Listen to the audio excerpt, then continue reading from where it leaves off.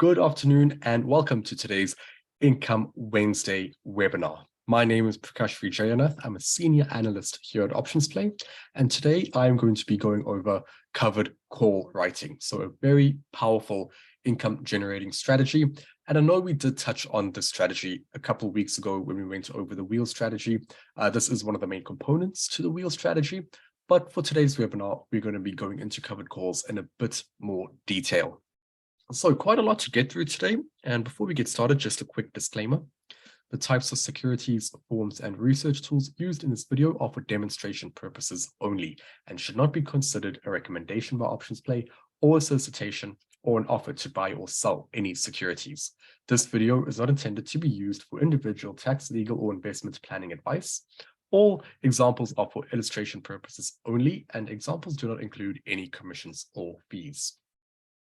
So our agenda for today, we will be quickly going over the wheel strategy once again, and just to show you where covered calls fits into the wheel strategy.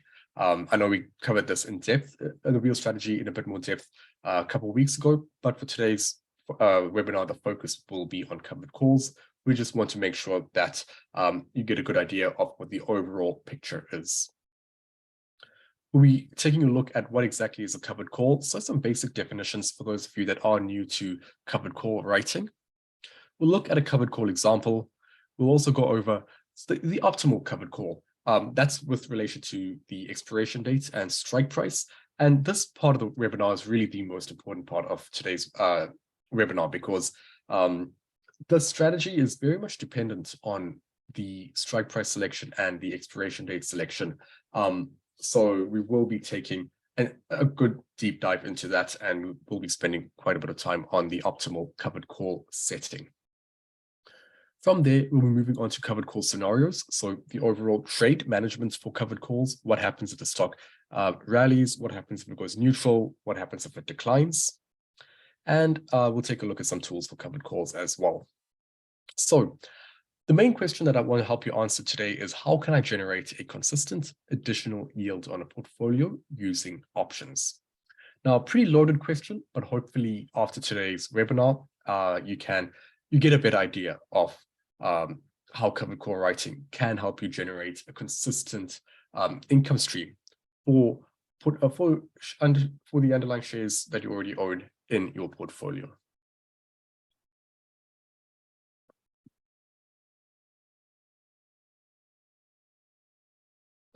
Okay, so let's take a look here at the wheel strategy first. And before we do, I do have a complaint here about the sound. Is everyone able to hear me okay? I can try and change the mic a little bit, but there's not much I can do right now. Just please use the chat window. More thumbs up. Okay, yeah, getting a few thumbs up. So yeah, apologies if the sound isn't great, but I think most people seem to be okay with it for now. I'll take a look at that after the webinar. So taking a look here at the wheel strategy itself, and for those of you that did join a couple of weeks ago, you should remember this diagram. So on the right-hand side is a diagram of essentially what the wheel strategy does. Now, the wheel strategy is a very powerful income generating strategy that can help you create a continuous income stream for your portfolio. But not only that, it's also a very good stock acquisition strategy because it allows you to purchase stock at a discount. That's by using the cash secured put component of the wheel strategy. When you get assigned on a cash secured put, yeah, you collect premium, by selling the put option. But if you do get assigned, you do have to purchase that stock.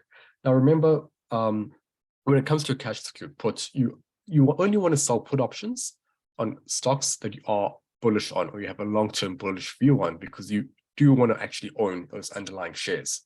Now, once you actually own the underlying shares, you can generate more premium by selling the covered call or selling a call option and collecting premium, but also participating in the upside capital appreciation. So that's when the actual stock itself continues to move higher. And you may hear me repeat this a few times today, but it's always important to prioritize the capital appreciation over the income received. Always view the income received from selling a call option or selling a put option as a bit of a cherry on the cake. It's a great bonus.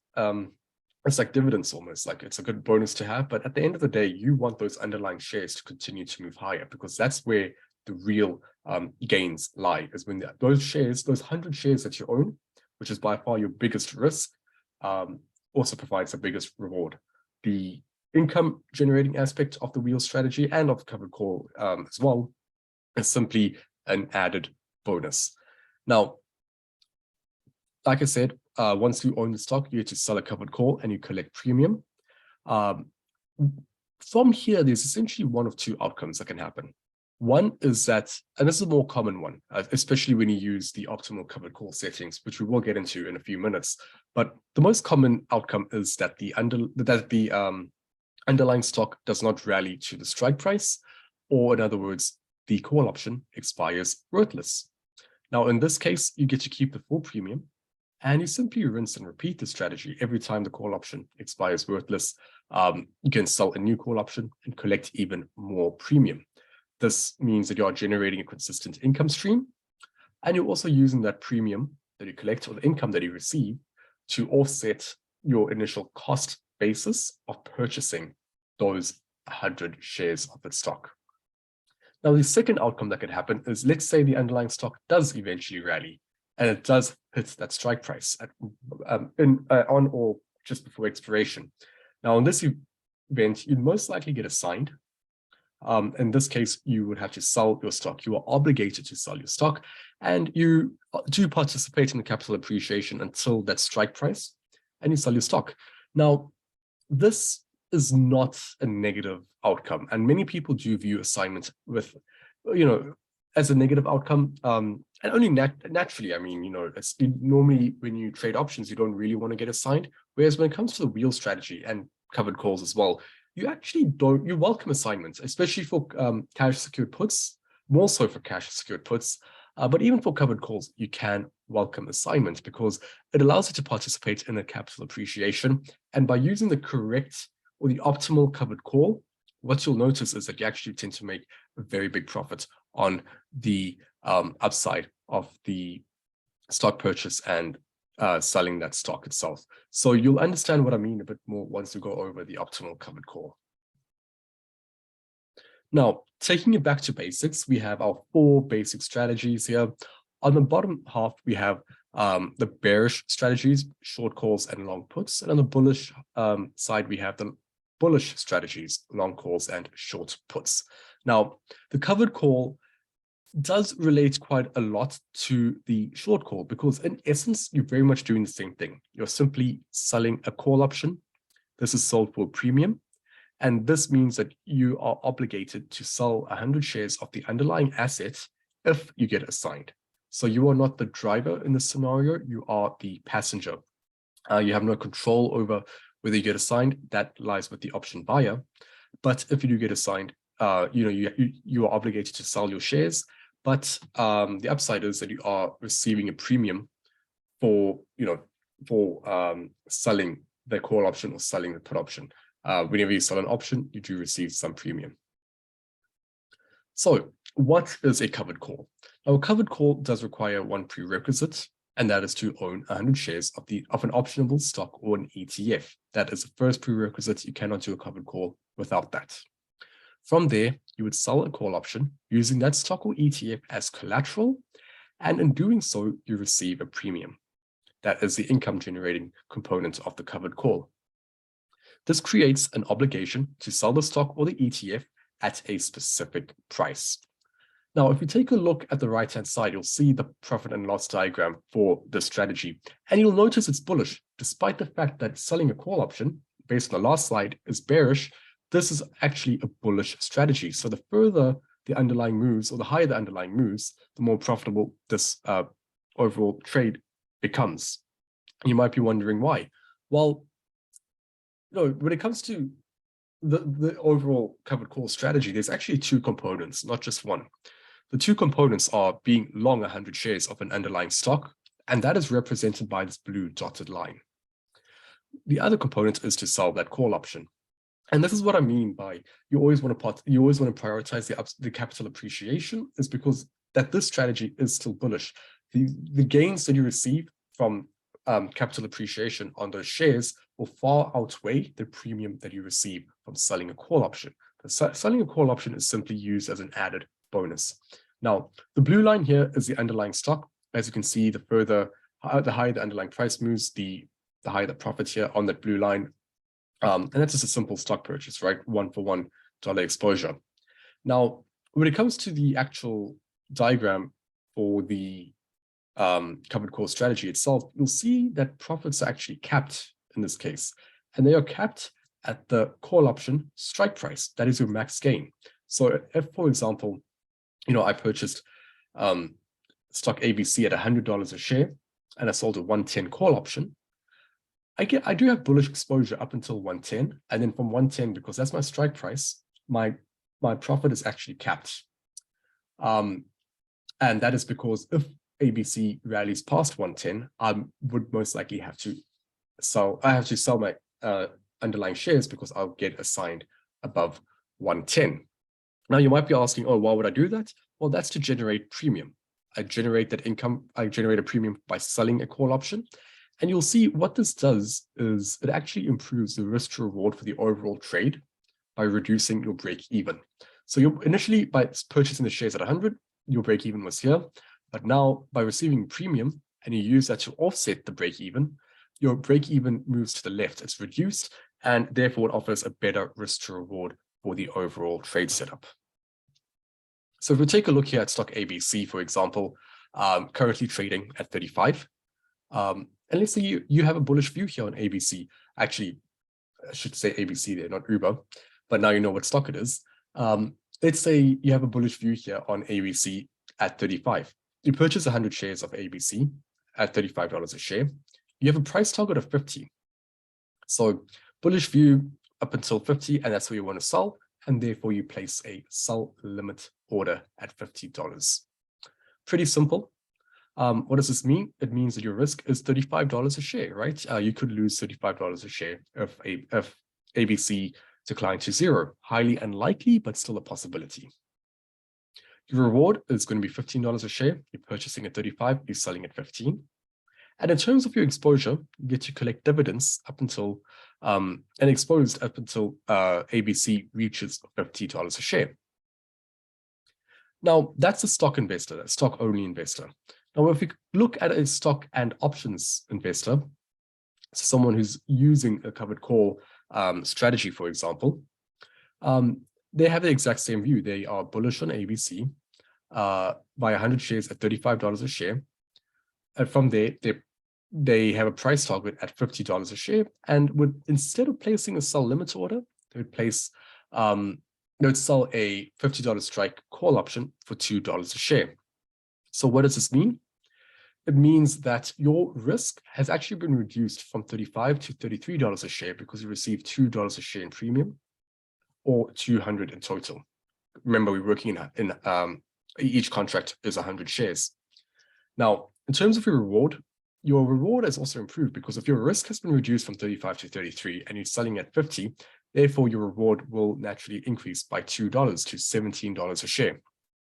And in terms of your exposure, you generate $2 a month and collect dividends until ABC reaches that $50 mark where you would be assigned, and therefore have to sell your shares at 50. Even if it rallies past 50, you'd still have to sell your shares at 50. So that is a downside risk of selling a covered call, is that if it rallies past much higher than your strike price itself, you may lose out on those gains.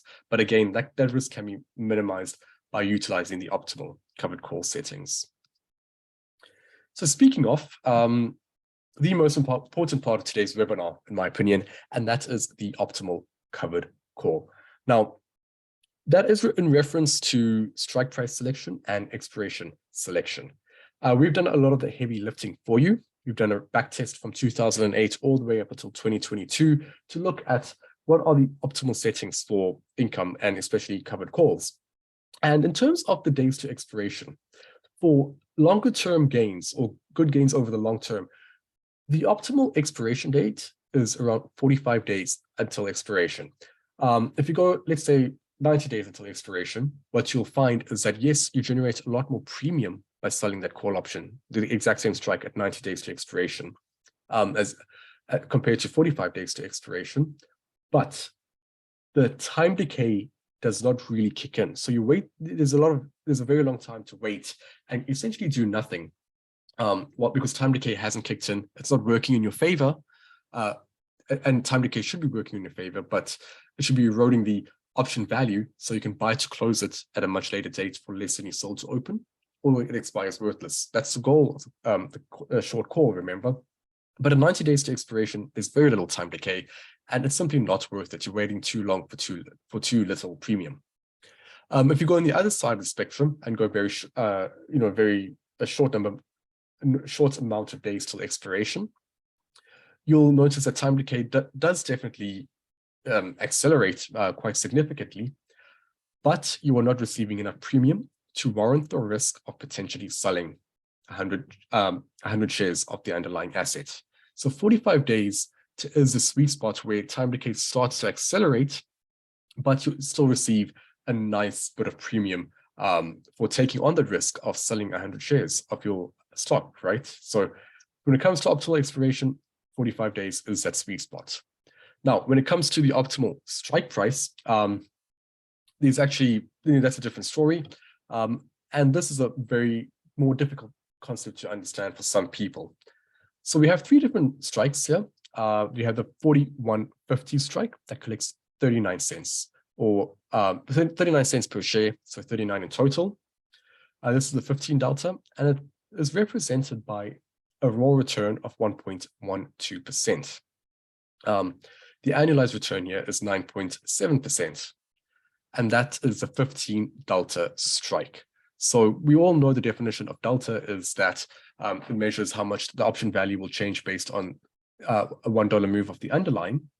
But when it comes to income and generally in options trading, you also want to view delta as a probability of that price being hit. So what this is telling us is that there's a 15% probability of that $41.50 strike, or of ABC reaching 41.50, 15% probability of that happening. Now, if we move on to the 39.50 strike, which is a 25% delta, naturally it has a higher delta because it's closer to where ABC is currently trading at 35, and therefore it will also collect a bit more premium, and you can see that in the raw and annualized return much higher than the 15 delta. And similarly, the 37 delta, so very close to where the underlying is currently trading, collects a lot more premium, $1.42. There's a 40% probability of this price getting hit by expiration at 37. And there's a much higher raw return of 4.2% and just under 41%. So you'll notice the further out you go in terms of the strike price, obviously the lower the delta, but also the lower the premium received. And the closer you are to where the underlying is currently trading at, the higher the delta, and the higher the premium received. Now, quick thought experiment here. Which of these three strike prices do you think is the most optimal? Is it the 15 delta, 25 delta, or the 40 delta? Please use the chat window. Thank you.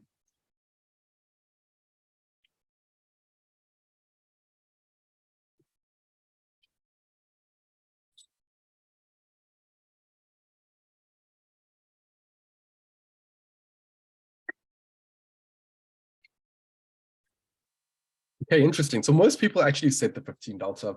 Got a couple of 40 deltas there. No one really said the 25 delta. And that's usually the case, right? It's either one extreme or the other extreme. For those of you that said 40 delta, I can definitely see why you would say that. It collects the most premium. And that's, at the end of the day, that's what you want. But remember what I said at the beginning of this webinar. You always want to prioritize capital appreciation. And you want to ask yourself, does a 37 strike price prioritize my capital appreciation, or does my 41.50 strike price prioritize that capital appreciation? The answer is no, because a $41.50 strike price does it prioritizes the capital appreciation a whole lot more. So let's say you actually went out and you purchased 100 shares of ABC at 35. Now, if I sold that call option with the 37 strike, and if I get assigned at that stage, I'm buying at 35, selling at 37. That gives me a $2 per share profit plus $1.42 as well. So $3.42 in total profit. Now, what happens if I did the same thing but use a 41.50 strike? And by purchasing at 35 and selling at 41.50, I've made $6.50 in profit already from just the capital appreciation, plus an extra 39 cents on top of that for premium received. So even though I'm receiving a whole lot less premium, I am making so much more in capital appreciation compared to the 40 delta. So that is why the 15 delta, I would say anywhere between 10 to 20 delta really, but the lower end of that spectrum.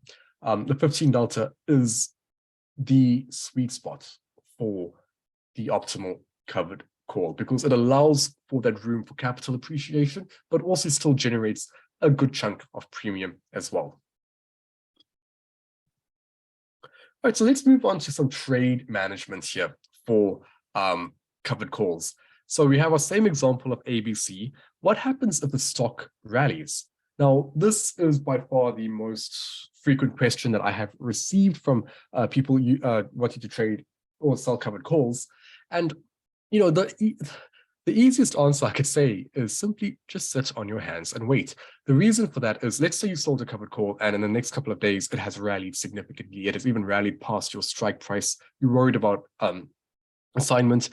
Important to remember that assignment only happens closer towards that 1 to 2 week to expiration, if even. And the best advice is to simply hold that position and roll within 1 to 2 weeks of that expiration date. So if you think about this a different way, if you used your best practices of selling a 15 delta,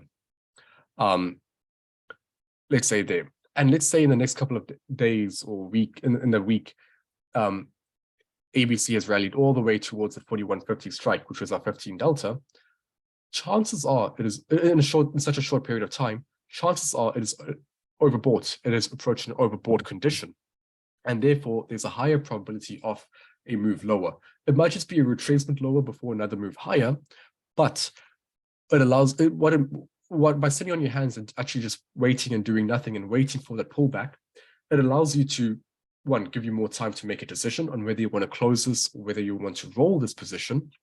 But it also allows for time decay to erode the value of that option. So let's say it rallied to 41.50 or 42 and it just stayed at 42.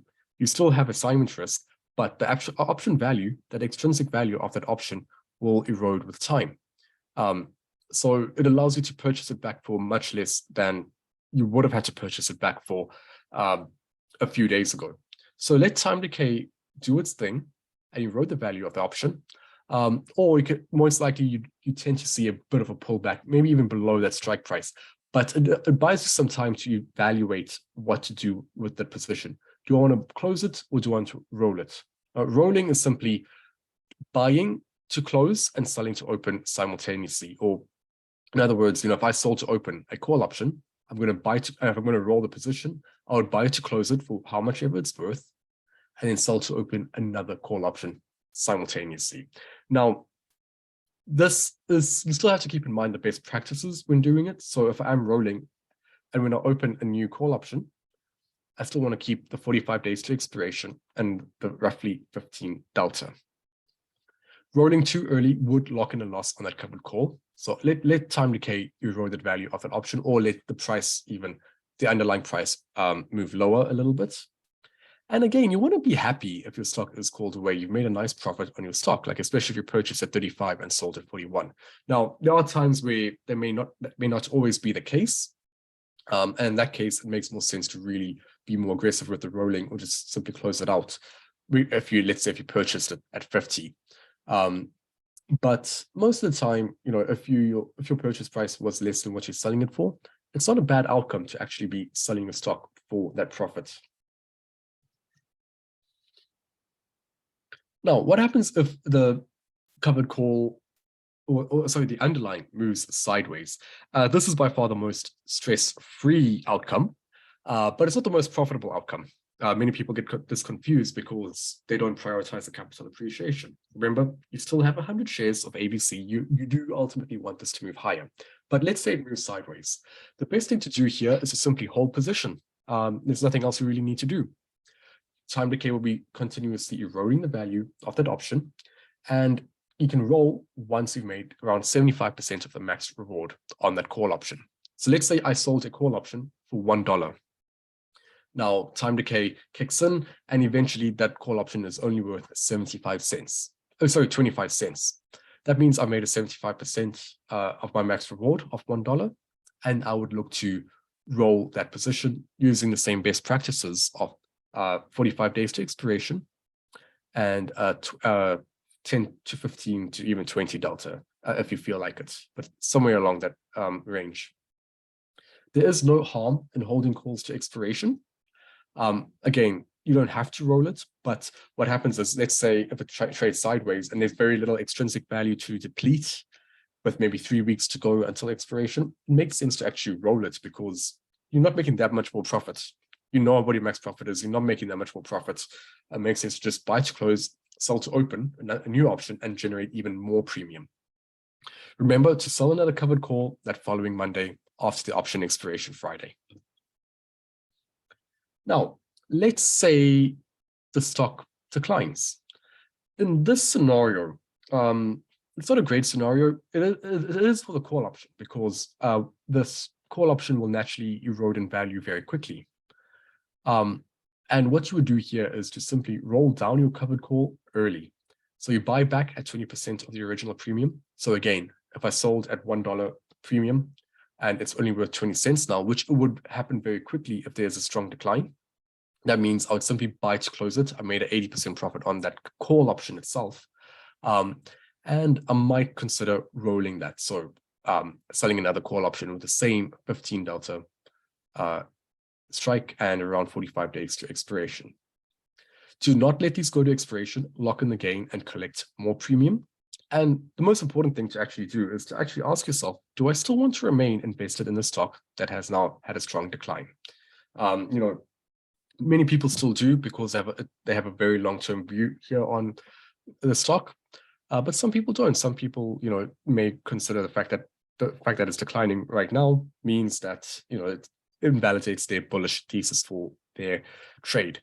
So that is the main question you want to ask when the stock does decline. It might look like good news for your call option that's eroding in value, but overall it has a huge negative impact on your capital appreciation. All right, so with that is all I wanted to cover today. I do have a couple of minutes for any questions you may have, so please use the Q&A window. I'll try to get to as many as I can.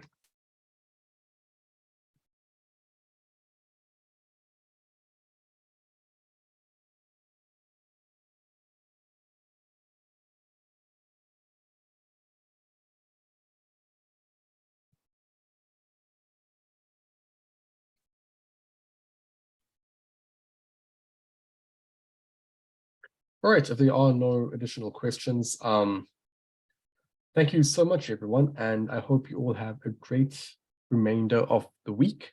Yep, I will see you. Well, I do have a question here. So what is a covered call strategy for a highly volatile stock? Good question. So remember, the delta is already priced into a highly volatile stock. So a highly volatile stock, let's say the 15 delta strike would be a lot higher or further away from the underlying in dollar terms compared to a lower volatility stock. So you'd still use the same principles, but you just notice that the deltas would be like if you compare it to a lower volatility stock, the delta for the higher volatility stock would be a lot more further away from where the underlying is currently trading. How to use implied volatility? Again, another good question. So implied volatility, it's not necessarily a determining factor in terms of income strategies, but it tells us how expensive the option is. So let's say for example, a stock that currently has a high implied volatility, that would indicate that those options are going to be priced in to be quite expensive. So it just kind of gives a green light if you're wondering between selling an option or buying an option. a high implied volatility environment would say selling an option would be more optimal because options are a lot more expensive. All right, guys. Well, thank you so much. And yeah, I hope you all have a great rest of your day. I will see you in 2 weeks' time, where we will go over cash secured puts in a lot more detail. Okay, thank you.